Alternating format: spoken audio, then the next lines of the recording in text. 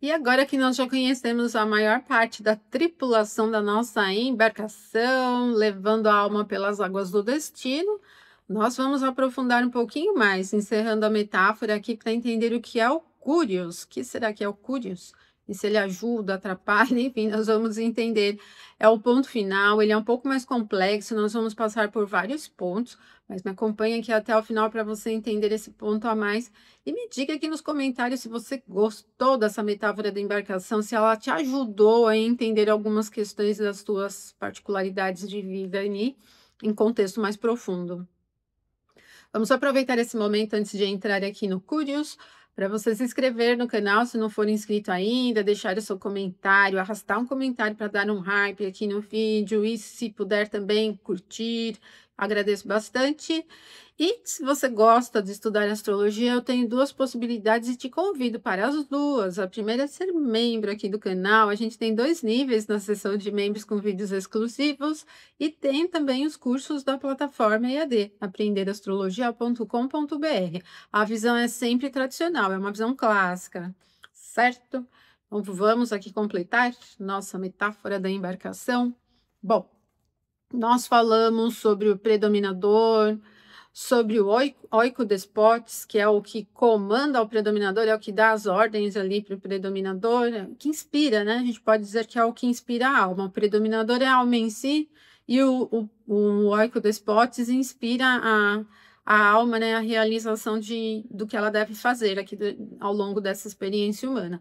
Nós falamos dos oficiais, né? O primeiro oficial, falamos dos ventos, dos remos que temos, né? Para fazer a travessia. Falamos também dos ventos que estão ali no entorno ou ajudam ou atrapalham, que são as condições da vida, né? E falamos do elemento adicional fora o nosso controle, que é o regente do lote da fortuna, o segundo oficial. E agora o Curios, que seria o Curios? Podemos entender o Curios como se fosse o capitão do barco. Junto com o oikodespotes, eles constituem a formulação do plano da alma, né?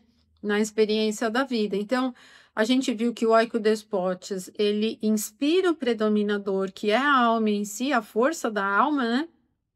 Para realizar a vida, né? Para viver aqui no mundo terreno. E o Curios, ele, junto com o oikodespotes, é que vão trazer esses recursos do que a gente pode entender como o destino da alma, o plano da alma no mundo terreno, tá? O termo Curios, ele tem um significado em tradução como escolhido, né? E, na verdade, escolhido aqui é porque a gente vai fazer uma análise aqui de vários pontos da carta. Dentre esses pontos, a gente vai procurar entender qual é o mais forte. E ele vai acabar assumindo a função de Curios. E, na verdade, essa abordagem técnica do Curios, esses passos, esses procedimentos, eles variam de um astrólogo para outro, né? Tá bom? Então, a gente pode pensar assim, que sendo o capitão do barco, o Curios é quem dá as ordens, né? É quem determina qual é o destino que deve ser traçado. Abrindo a janela antes do plano técnico aqui. Destino a ser realizado, o propósito da alma, o que a alma escolheu viver, não tem diretamente uma relação com a alma escolheu ser feliz. Se você cumprir o destino, você vai ser feliz e vai se sentir agradável.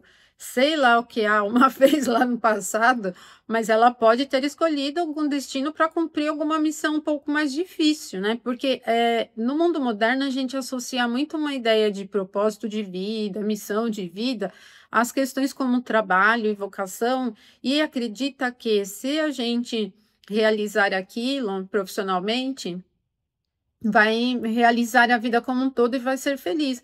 Mas isso é uma distorção vamos dizer assim, do ser humano moderno, né? Eu acho que isso é criado um pouco em termos culturais para as pessoas ficarem consumindo coisas, pensando que elas precisam ter consumido coisas, conhecimento, por exemplo, para dar uma ideia de que ela precisa daquilo para chegar a um determinado lugar. Quando, na verdade, a missão da alma, o propósito de vida foi traçado pela alma, além de questão de trabalho, são coisas bem mais amplas que trabalho, porque a alma não está ligada só ao plano ela não está aqui no mundo só para realizar o plano da matéria. Para algumas pessoas, o propósito de alma pode ter relação com alguma atividade profissional que ela vem desenvolver.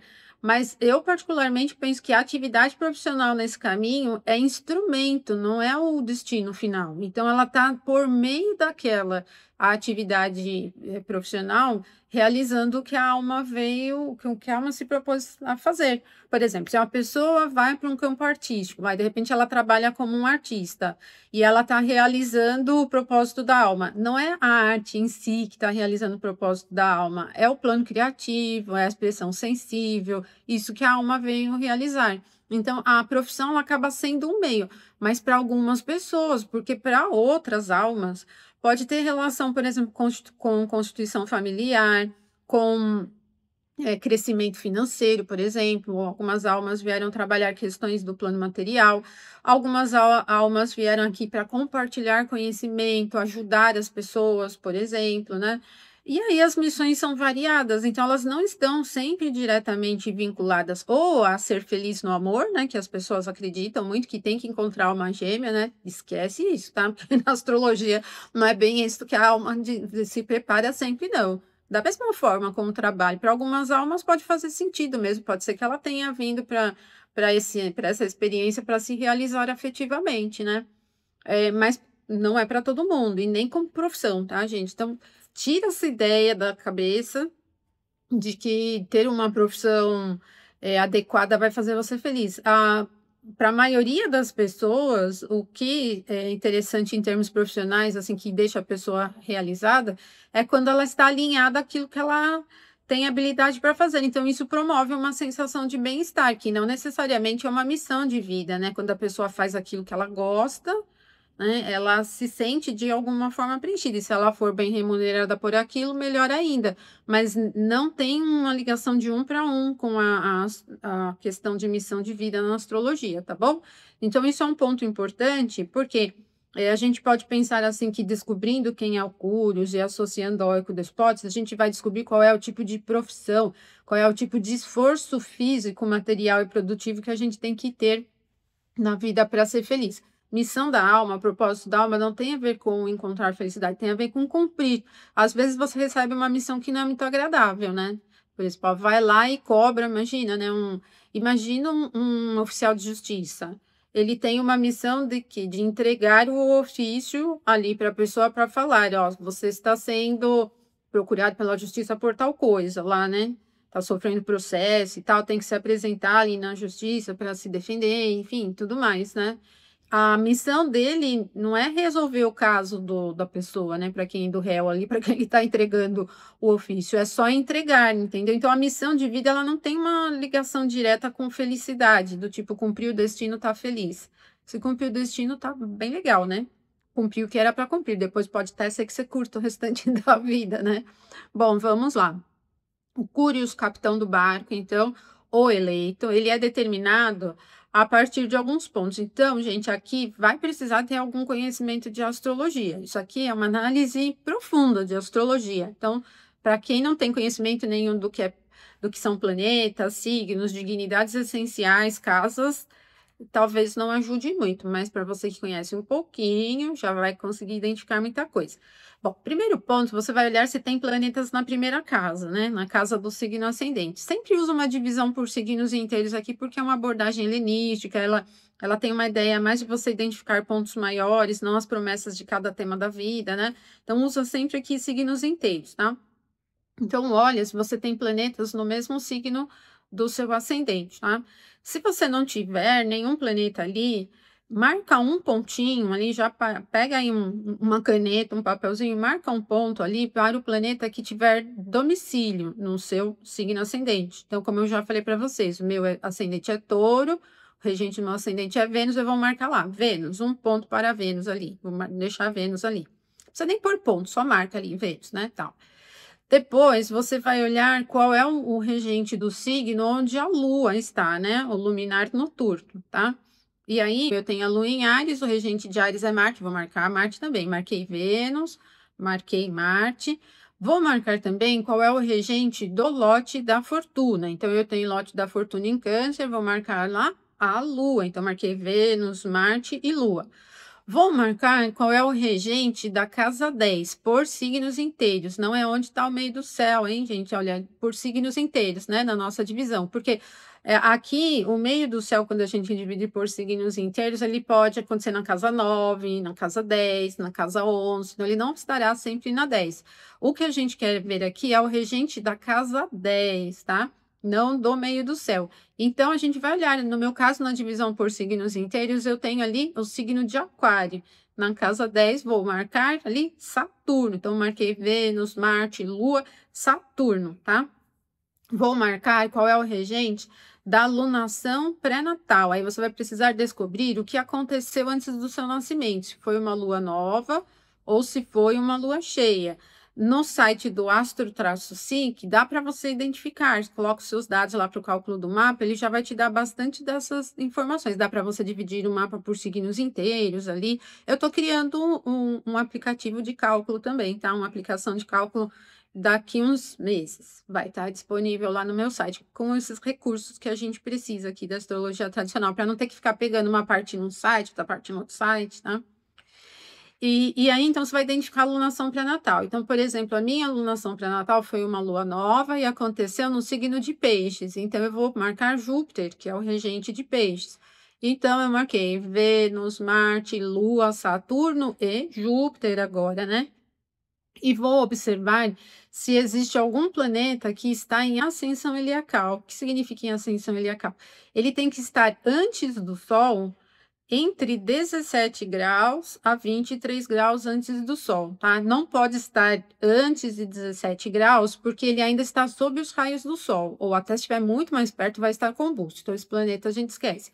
Se houver algum planeta no seu mapa que está nessa faixa, entre 17 a 23 graus de distância do Sol, antes do Sol, ele está em ascensão heliacal. Aí você marca lá. No meu mapa não tem nenhum, tá? Tenho Vênus que está entre a combustão e sob os raios do Sol. Então, eu não vou usar Vênus, né? Mas se no seu mapa tiver, aí você coloca ali algum planeta em ascensão heliacal. E vamos marcar os planetas que estão orientais, antes do Sol. O que você vai fazer? Você vai pegar a posição do Sol no seu mapa e passa uma linha de 180 graus nele. Então, o que tiver em grau do zodíaco antes do Sol está oriental. Só que da mesma forma, a gente não pega se o planeta tiver combusto. Como eu falei para vocês, no meu caso, eu tenho Vênus posicionado em 8 de peixes e o Sol em 16,53. Então, Vênus está ali na faixa dos raios do Sol. Ela está oculta ainda, né? Então, eu não uso Vênus, vou ter que usar outros planetas. Por exemplo, aí eu vou ter Júpiter, que está ali no começo de Aquário, aí ele está oriental, por exemplo. Marte também está oriental, porque ele está antes do Sol, tá em Capricórnio, tá? Então, eu vou marcar esses dois planetas, tá?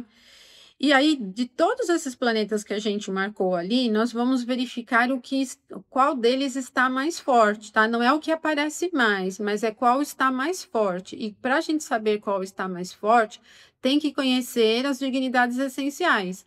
O domicílio, a exaltação, os 3 regentes de triplicidades que eu já ensinei no vídeo anterior, né? E se ele está no próprio termo egípcio ou na própria face, tá? Quanto mais forte ele estiver, mais ele tem a condição, né, para ser eleito como Cúrios, né, para ser o Cúrios do barco, tá, da embarcação. Então, a gente vai observar esse. Então, no meu caso, por exemplo, dentre todos esses planetas que eu falei, Vênus, né, falei da Lua, falei de Marte, falei de Saturno, falei de Júpiter, também, né? Falei de Marte de novo, que está oriental, falei de Vênus. Eu tenho ali empatado entre Vênus e Marte, os dois estão exaltados. Só que eu tenho Vênus ainda oculta pelo Sol, ela está entre a faixa da combustão e a faixa de sob os raios do Sol. E Marte não, Marte já está livre. Então, no caso da minha embarcação, é Marte quem vai ser o Curious do meu barco, né? Ele está oriental, está exaltado de todos esses planetas, né? Os dois que ficam melhores, assim, em termos de poder, é Vênus e Marte, mas Vênus acabou sendo um pouco prejudicada pelos raios do Sol, então eu vou escolher Marte. Então, Marte, eu tenho Marte exaltada em Capricórnio, é o Curious da minha embarcação. Bom, por signos inteiros, eu tenho Marte no 9º signo exaltado em Capricórnio. Então, o que a gente vai olhar? Primeiro, quais são os significados naturais de Marte em Capricórnio, né? Ele tem uma configuração de coragem, de força, de produção, né? É uma das posições mais relacionadas a produzir, fazer, né? Então, esse fator produtivo de Marte em Capricórnio, no meu caso, né? É o que move a embarcação no destino dela, para o cumprimento do destino.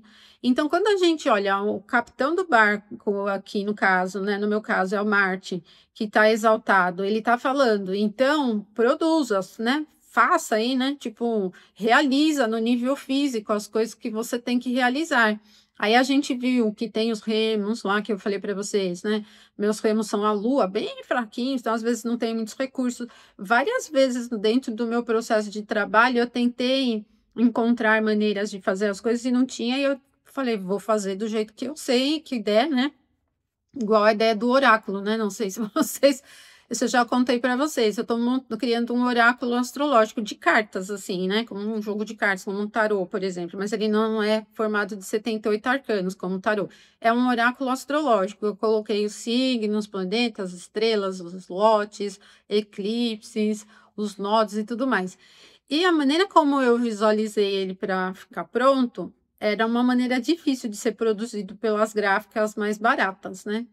Algumas gráficas fazem, mas é uma fortuna, porque eu tinha que encomendar um volume muito grande de oráculos e eu sou pessoa física, né? Não tenho tanto dinheiro assim para. Não tinha quantidade para fazer. Então, o que eu falei, eu vou aprender a fazer sozinha. Então, tipo, quase um processo iniciático, porque eu comecei a fazer 3 anos e é só agora. Eu comecei em 2022, é só agora em 2025 que eu estou produzindo.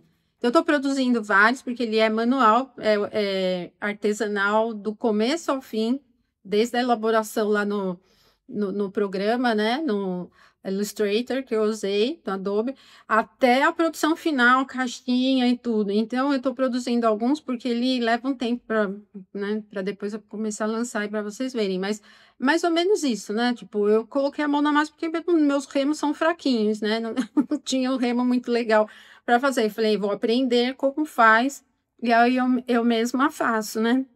Então, parece uma coisa pequena, né? Mas dentro do processo da realização tem tudo a ver com o que o Curious Martin Capricórnio fala, né? Tipo, coloca a mão na massa, vai produzir. Vênus também em peixes, que acaba entrando também como timoneiro, né? Então, assim, o caminho, mesmo que seja um caminho produtivo, ele tem que ser um caminho que usa elementos artísticos, né? Que usa o artesanal, a estética, não pode ser alguma coisa de qualquer jeito. E assim, às vezes a gente elabora muito uma ideia de missão da alma, né? Achando que a gente tem uma grande missão para realizar, mas às vezes a gente tem missões muito pequenas as nossas almas, assim, pequenas que eu digo, né? Elas não são coisas difíceis de realizar, às vezes são coisas que, se a gente tiver uma atenção, um autoconhecimento, consegue realizar até sem grande esforço, né? Sem grande adversidade. É lógico que cada alma vai ter o seu caminho ali, né? Tem almas que vão encontrar mais desafios e almas que vão encontrar menos, mas a gente falou lá no primeiro vídeo da metáfora da embarcação que a alma escolhe, né? Com os elementos que tem ali em mãos, qual é o tipo de vida que ela vai viver. Então não tem nada fora do lugar, tá? Poucas pessoas vivem uma vida assim tranquilinha, né? Sem nenhum perrengue. Então não reclame dos perrengues que você vive, tá? Porque a alma escolheu. Agora, é lógico que, assim, penso eu, além dos fatores astrológicos, quanto mais consciência a gente tem dos recursos, das habilidades, da vida em si, de quem somos aqui dentro, a gente consegue manejar melhor isso. Então, às vezes, sofrer menos com os perrengues que acontecem, às vezes, viver um perrengue por menos tempo. Por exemplo, tem pessoas que têm muita dificuldade de enfrentar as coisas diretamente, aí ficam administrando os problemas, né? Mas isso é a falta do autoconhecimento mesmo, né, que a pessoa tem. Então, e também, às vezes, algumas pessoas ficam na zona de conforto, vai administrando as coisas porque tem pouca coragem, cada um é o que é, né? Mas o importante é você saber que cada um é o que é, porque a alma escolheu ser assim, né? Escolheu viver assim, dentro dos recursos. Não é que a gente tem que ser conformado com as adversidades que tem, mas saber que algumas das adversidades fazem parte exatamente do próprio propósito de alma. Quantas pessoas, depois de grandes dificuldades da vida, não transformaram as vidas delas, né, em coisas muito melhores? Não só em nível material, mas em nível pessoal mesmo, né? E cada um está numa embarcação, né? A gente não pode fazer comparações de um estilo de vida de um com o estilo de vida do outro, das facilidades e dificuldades de um com as facilidades e dificuldades do outro, tá? Mas, gente, o Curios é bem interessante, então é importante vocês conhecerem as dignidades essenciais, saber quais são os domicílios dos planetas, né? Tradicionalmente, principalmente, tá? Não entra Urano, Netuno e Plutão aqui, gente. Isso daqui é uma metáfora grega, nem tinha sido descoberta, e eles nem tinham sido descobertos ainda, Urano, Netuno e Plutão. Então, não faz sentido nenhum colocar Urano, Netuno e Plutão aqui. São só os planetas tradicionais. Busquem a tabela das dignidades essenciais, que vocês vão conseguir pontuar, né? Pelo menos assim, para identificar os planetas não é difícil. Depois é você fazer a análise de qual deles está mais forte, né? Eu posso até compartilhar aqui uma tabela de dignidades, eu deixo um link para vocês baixarem, né? E aí, porque principalmente nos termos não dá para colocar em texto aqui, vai ficar meio bagunçado para vocês entenderem. Então, acho que com a tabela fica um pouquinho melhor para visualização, tá bom? Então, aproveitem a metáfora da embarcação para trabalharem no autoconhecimento com as cartas de vocês. E me fala aqui nos comentários se vocês ainda querem ver mais sobre esses temas. A gente pode buscar mais elementos aqui para entender essas questões mais profundas da alma, tá bom? Muito obrigada a você que assistiu até o final. Até o nosso próximo vídeo, então, até mais.